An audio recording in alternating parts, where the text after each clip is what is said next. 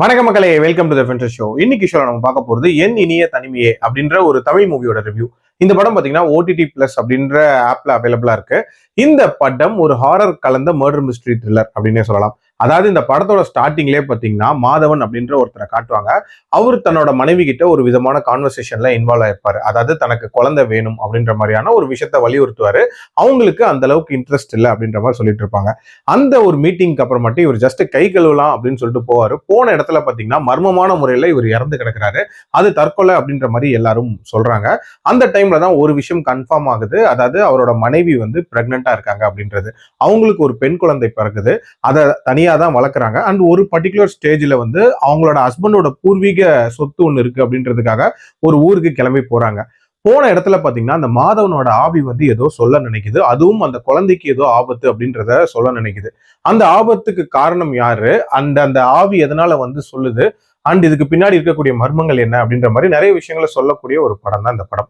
எனக்கு இந்த படம் பார்க்கும்போது மலையாளத்துல வந்த ரோர் சாக் அப்படின்ற மம்முட்டி படம் இருக்குல்ல, அந்த படத்துல வந்த ஒரு விஷயம் தான் ஞாபகம் வந்துச்சு அப்படின்னே சொல்லலாம். அதுல எப்படி பேயை பழி வாங்கணும் அப்படின்னு யோசிப்பாங்களோ அதே மாதிரியான ஒரு கான்செப்டை இதுலயும் ட்ரை பண்ணியிருக்காங்க. அந்த ஐடியாவுக்கு கண்டிப்பா ஒரு பாராட்டுகள் சொல்லியே ஆகணும்.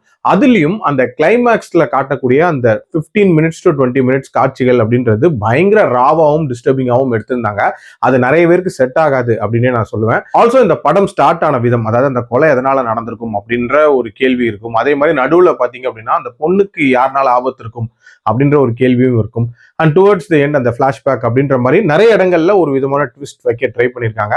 அண்ட் எல்லாத்துக்கும் மேல இது டியூரேஷன் அப்படின்றது ஒரு 1.25 மணி நேரத்துல முடிஞ்சிடும். ஸோ ஒரு குயிக் வாட்சாவே பார்த்துடலாம். பட் பிரச்சனை என்னன்னா இந்த காட்சிகள் எல்லாத்தையுமே ஸ்டேஜ் பண்ண விதம் அப்படின்றது ரொம்ப ரொம்ப போரா இருந்துச்சு. இன்ஃபேக்ட் குவாலிட்டி வைஸ் பாத்தீங்கன்னா டெலிஃபிலிமை விட ரொம்ப ரொம்ப சுமாரா எடுத்திருந்தாங்க.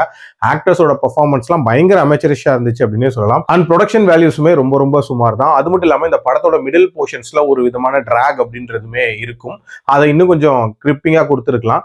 ஓவரால் ஐடியாவா நல்லா யோசிச்சிருந்தாலும் இம்ப்ளிமெண்டேஷன் அப்படின்றது ரொம்ப ரொம்ப புவர் அப்படின்னே சொல்லுவேன்.